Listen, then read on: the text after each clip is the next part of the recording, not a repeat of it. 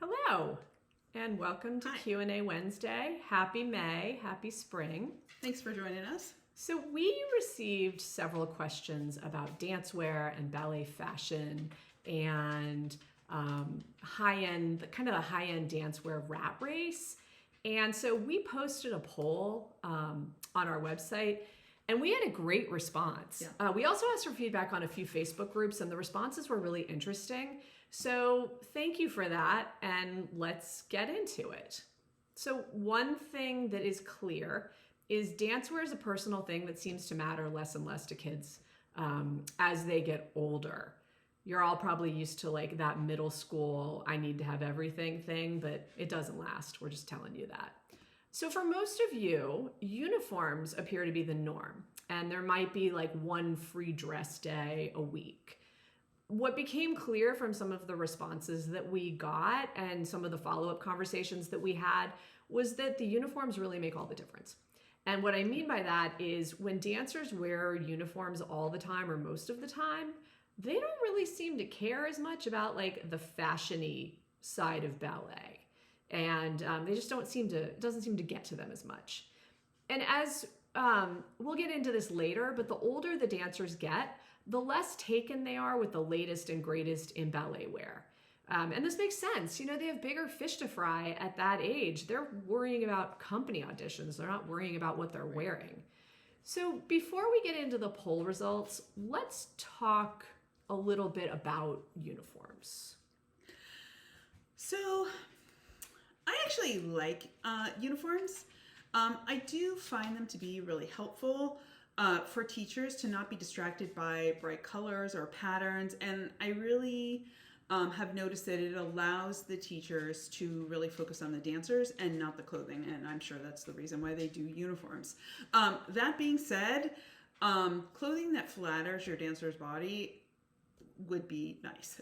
Going through puberty is hard enough without unflattering cuts of leotards to make everything look a little bit worse. And how about a fully lined leotard? That would be super nice. Or really attractive colors for all levels. Also, that would be nice. Honestly, Brett, how many waistbone rolls did Sam have to do for his uniform? Yeah, his uniform is for little boys before they grow. Uniforms are tough. And so lot of waistband rolls was kind of sticking out there. As far as boys' dancewear goes, it kind of sucks, to be honest. So uniforms for him are no big deal. He kind of likes it. As an aside, there are a few people doing men's dancewear, but not that many. And most of them are not in the US. So let's get to our very unscientific poll results. Thank you so much again for all of you who participated. We had a few very clear winners in terms of overall favorite leotard brands. Elf, is that how you say it? Elev. Thank you. Wear Moi and Yumiko were by far the fan favorite. Yumi has some ready-to-wear brands, ready-to-wear leotards that you can buy, but the big draw is the customization. So with Yumiko, you can choose your fabric, your mesh, your trim, and they just have a really wide variety of colors, which really allows you to make a one-of-a-kind leotard that the dancers really do seem to like. They are cool, but they come with a pretty steep price tag. So we tend to say you can ask for them for Christmas or a birthday or a holiday. And that kind of is a big present. There are a few brands that I learned about that I'd never heard of, like Dance de Paris, which seems to have a similar look to Baudelie in terms of a bodice-like structure, but they seem to have a little bit more lace and floral detail, which is really, really pretty and interesting. Another brand I had never heard of was called the Company Collection. And they had a lot of like really bright, fun colors and prints with lots of different style cutouts. So if you're allowed to have cutouts for your leotard at your studio, that might be a brand to look at because they were really interesting and kind of fun and cool. Personally, Abby's favorite Leo is from Elev. It is a floral mesh short sleeve, and oh goodness, does Abby love a sleeve. And it's a deep purple tank. And I like them because they are a little bit more reasonably priced, and they are a lovely stretch cotton fabric, which she really likes. One thing to really keep in mind about, as we're kind of talking about different leotards, remember that not all brands fit people the same way. Some brands really do work better for longer torsoed girls, and other are better for girls who have shorter torsos. And Abby really wanted to get some of those latest and greatest leotards, but Don't honestly, they all they do. look so janky on her. So as she got older, she really started to hone in on leotards that really showed off her line and really enhanced her feature and was more attractive and made her feel pretty as she's dancing. And that really kind of is the key as they get a little bit older, to stop necessarily chasing that brand identity, but really find the leotards that make them feel attractive. And this really does seem to be a trend among the upper level girls from the pre-pro and second company that we know. We have several friends who are in a whole bunch of different companies, and the trend really does seem to be about looking good lines, and looking professional. Because if artistic comes in, you really want to be looking and showing your best, and not necessarily in a leotard that doesn't fit right, or you're always pulling down, but really enhances your line, right, and allows you to look your best. So let's talk about men's brands. There does seem to be a general consensus that most boys who responded wear Block or wear Moi. Does Sam have a favorite brand of anything dancewear? So we're just happy when Sam gets dressed on a regular basis. But his go-to tights are M. Stevens, and they seem to be the tights of choice among most of the men. Wear Moi is the other favorite, but M. Stevens, their tights just don't stretch out as much over time, so they last longer. Most of the time, though, he doesn't have a choice. We're talking about uniforms. His uniform is super exciting at Houston. It's black tights and a black shirt, and he wears that 5 days a week. I think they have free dress on Saturdays. And the tights that Houston's uniform are M. Stevens, and I think the shirts are Wear Moi, so pretty much everything he likes anyway is what he gets. And then on free dress days, the guys, at least in the second company, they tend to go with shorts and t-shirts. Yeah. When he was younger, he wore some funky tights that we bought for him on free dress days. But I think as they get older, at least with the guys, ballet class becomes far less of a fashion statement and definitely more the pursuit of comfort. So let's keep talking about guys' dancewear a little bit. So we were having a little fun with this, so take all of this with a little grain of salt. It is not scientific at all. So the first question we asked on our survey for men's stuff was unitards, yay or nay. And unitards were a hard no. 73% of you said nope. And when we asked about booty shorts for the guys, 60% of you said no way. So with the booty shorts, we actually have a hunch that some of these responses came from parents of girls, because surprisingly, booty shorts are quite popular at the big schools. Very, very popular. Sam thought they were awful. I did too, honestly. And then he wore them, and he said it actually makes it really easy to move and to see leg placement. So Sam appears to be one of the converted when it comes to booty shorts. So look at that evolution. Yeah, all right. I've seen on social media some really, really cool looking men's tights. Is that something that boys wear, or is that more on the pro side once dancers are no longer required to wear a uniform? It's funny you ask. When Sam was younger, he wore funky tights, but now that they're older, I'm not seeing it a lot. There are some really great tights out there for men. Now, not nearly as what you see available for women, but that's kind of the norm. Usually if you see pros that are wearing funky tights, they're probably repping the brand, especially if you're seeing them on social media. Yeah. You'll see a lot of pro dancers talking about their great tights on social media, and odds are they got them for free. That's actually a really easy side hustle for dancers, and you see it with pro dancers. You also see it down to students. I mean, how many girls do you know that are repping Russian Point or Gainer shoes? Right. So when it comes to tights, we bought Sam a few pairs of tights from a manufacturer in Hong Kong, and they're fantastic. I loved them. We were so happy when we gave them to him for his birthday and for Christmas. Yeah, I remember. Yeah, I have no idea if he still wears them. Free dress in Houston, like I said, is more along the lines of shorts and t-shirts. So let's talk about some of the other questions we asked in the survey. Bandanas. We had a question about bandanas. Are they great, or are they never touching a lock of hair? Guys tend to wear these when their hair is longer, and I think it really depends on the trends at a particular school. So when Sam was in the upper level of his previous school, they were all over the place. Like, he didn't wear one, but I felt like he was one of the few that didn't. And from what I understand, even after he left, it's still bandanas very, are very, very popular. all the rage. At his current place, I just don't see that. And for those of you that filled out our survey, bandanas were absolutely a hard no. Did not want them, did not like them.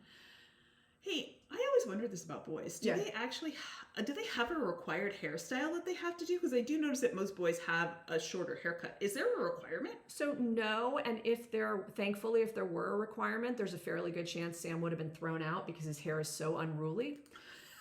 They don't have to adhere to a specific haircut style, but the thing they do have to be able to do is keep their hair out of their face, which is easier said than done when your hair's unruly. And it also needs to hold in place with hairspray when they're doing performances. Mm-hmm. And like I said, this has been a long-standing battle with Sam because he has cowlicks all over his head. And so during one show last fall, one of his directors spent like 15 minutes trying to spray his hair into place. And she finally was like, I can't do this. I give up. Maybe you should shave your head. I don't know. He has great hair, though. He does, but it's unruly. So let's switch over to leg warmers. We got a ton of different answers on this. We had asked, like, what's your favorite leg warmer?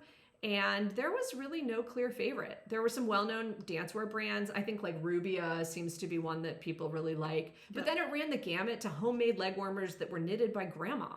And I love this because it's one of the few items of clothing that the dancers can wear that really allows them to show their personality. Yeah, I agree. Abby was so excited last summer because a friend of hers was able to buy a hand knit pair from a pro dancer that only sells a few pairs every year, and she was so excited to get one of them. But in general, her favorite leg warmer brand is Rubia Wear, and that's actually, I think, the most popular brand in San Francisco. The kids really wear them all the time. She really likes the full length coverage of the Rubia, and she likes the thinness of the fabric and the drape at the ankle. So she really, she likes that style. Another interesting thing that I have noticed for leg warmers is that they use different leg warmers for different uses. For example, several dancers wear these teeny tiny little leg warmers that they get at Daiso, which is like an Asian market. And then they wear like a long Rubia on one leg and then scrunched another one on their thigh. So it's kind of interesting the way that they're using them, and it really is for like function and to keep that part kind of warm when it's sore. And interestingly, we were just at Joffrey a few weeks ago, and we noticed a trend that their leg warmers, they all like to wear them that look really old. They've got holes, and they are definitely kind of into that like vintage, I've had this for a long time kind of look. So I think it's really interesting kind of space to space, studio to studio, that there really is kind of an overall trend in terms of what the dancewear and the overall aesthetic is, which is kind of fun. Yeah, it definitely changes from school to school because I saw that when Sam went from one program to another, the look is very different. Yeah. He even referred to seeing somebody at his current program who looked like they were just headed to a board meeting. So yeah, didn't have that at his old studio. So the next thing we asked about was cover-ups to and from the studio, so some sort of warm-ups. Mm-hmm. In our survey, more than half of you said it was sweats all the way. But, you know, the notion of sweats can change based on how old you are and the trends like we were just talking about at your particular studio. At Sam's former school, all of the guys in the upper level wore flannel PJ bottoms and hoodies. They literally looked like they had just gotten out of bed. And honestly, I think it was pretty likely they had. Now, Sam's PJ bottoms of choice were a pair that had the Flamin' Hot Cheetos cheetah all over them. That's so Sam. When he moved to his second company, he took a look around and realized that most of the students had kicked it up a notch, or at least they weren't wearing junk food logos on their pants. So the bar was low for Sam. But this is actually a really important point that we want to try to get across to everybody is at a younger age, like if you've got kids in middle school, you've dealt with this, right? And it's not any different in the ballet studio than it is in middle school. What you wear is really how you're establishing your identity. Right. And, it's kind of what you wear is who you are. But as your dancer gets into a more professional setting, how you present yourself becomes more important. Mm-hmm. We've all heard, like, it's such a cliche, but the dress for the job you want, not the one you have. It doesn't have to be what's cool as much as what's professional. And like Jenny was saying before, like, wear things that are flattering, that show off your lines, because nobody cares what you're wearing if it looks crappy.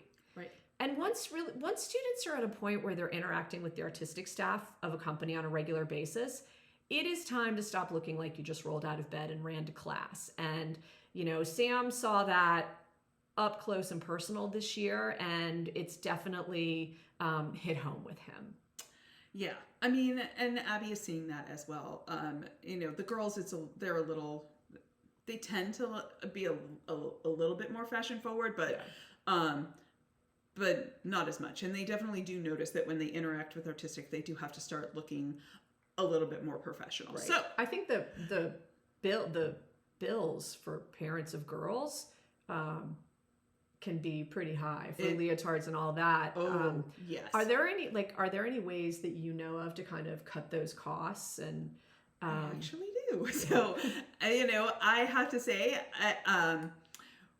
my big pro tip, and I have a few, is most dancers are small and they can fit into kid sizes. So if you actually want to save quite a bit of cash, buy kid sizes for as long as you can.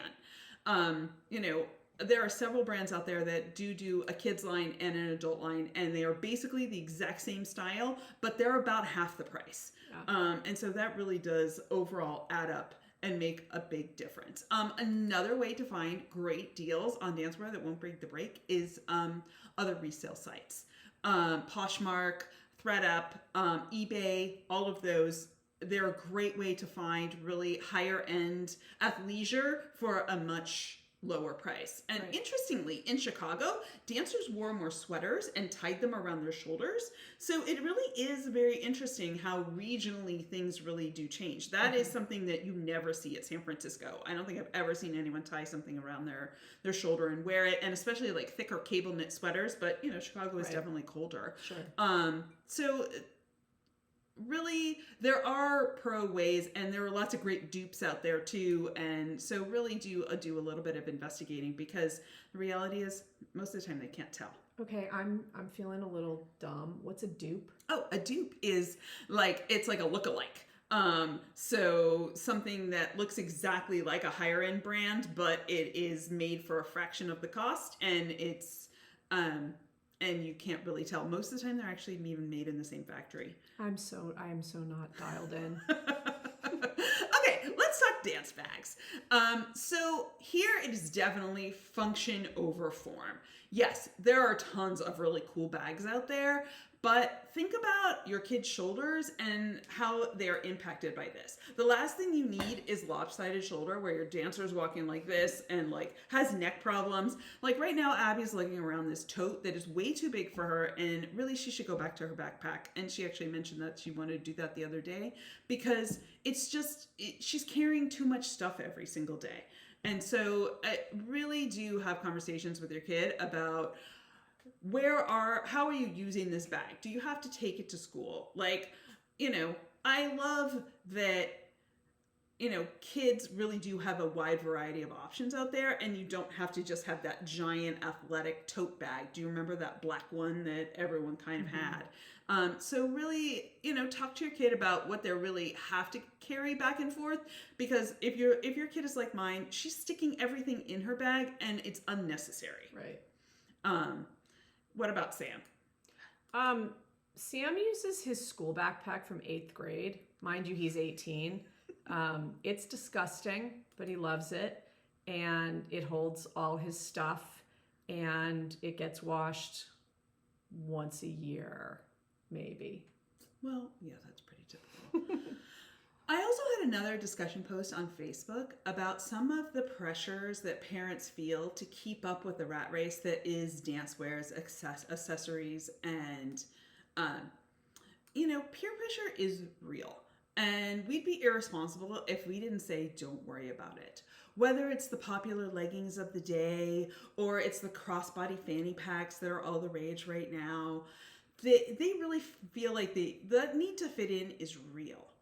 So when I saw that the parents commented that they didn't feel pressure to have to keep up with the latest trend, I was so happy to see that, because that was not my experience. And there are always going to be those areas of the country where even within a specific studio, what you're wearing, even what water bottle you're bringing, really does matter. At least it matters to your kid. Right. And so show me a girl from this generation who did not want Lulu leggings in middle school. I mean, for our generation, it was Guess jeans. Right? The hardest part in parenting is, though it's tough to decide where you want to draw that line. This stuff is really expensive, and you may not want to spend your money in that way, but we all walk that fine line between getting our kids enough stuff to fit in without breaking the bank. And I really went through this with Abby. One ballet studio she attended resembled a fashion show every day in class, from custom-made leotards down to fancy water bottles, and it felt like everyone had them. And it was a really fine line to figure out how much to buy and how to allow her to feel like she fits in and stay on trend, but stay within our budget. Right. And I'll tell you this, once the kids get older, no one really cares. Mm-hmm. Once you get into the advanced level of a residential program, these kids they're more thinking about ballet, and they're not thinking about the fashion that goes with it. Yes, they want pretty leotards, but they want that to feel good about themselves and to go in class and present their best self, not for everyone to be impressed with their custom Yumi.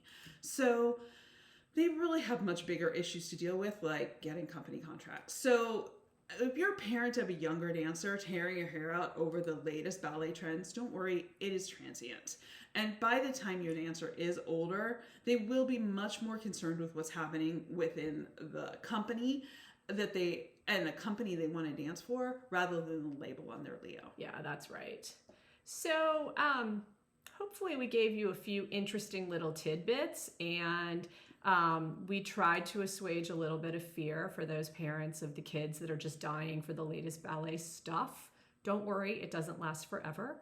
That brings us to the end, and we did want to thank you for joining us and talking about dance fashion. If you have any more questions, please head over to theballethelpdesk.com and send us an email. And please remember to subscribe to our YouTube channel and our newsletter, and be sure to like and follow us on Facebook so you don't miss any new content.